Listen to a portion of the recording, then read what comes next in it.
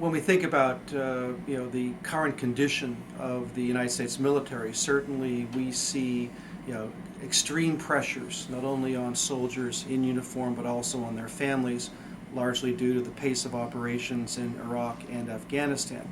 That said, at the outset, obviously this remains the most effective and capable military ever assembled. There's no reason to think that the United States can't continue to have a volunteer military and effectively attract America's best and brightest to serve.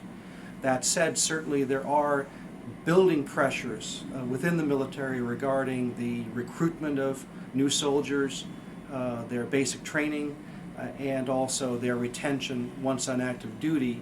And what it appears is that we are attracting individuals that have some backgrounds that might have previously disqualified them from military service, and we're pushing them through basic training and not screening out those individuals that are just not suited for military service. And likewise, because of the pressures inside the ranks, due to the pace of operations, we are actually promoting some individuals who in the past might have achieved the rank of captain, for example, a mid-level rank, but they're now being pushed into the higher ranks and into leadership positions. Of greatest concern, certainly, when it comes to the recruitment of individuals into the military. Number one, we're adding to the force 92,000 new soldiers beginning in 2008, so we have a greater demand for people to serve at a time where obviously the Iraq War is highly unpopular around the country, and many parents and influencers are objecting to having military recruiters meet with their high school students, for example.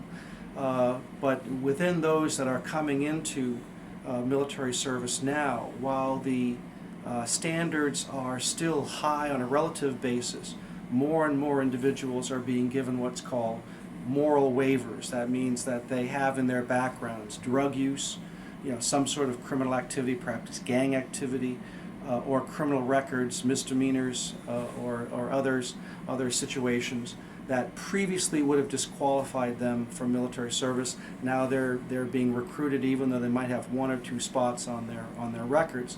This has grave implications in terms of immediate and long-term force management.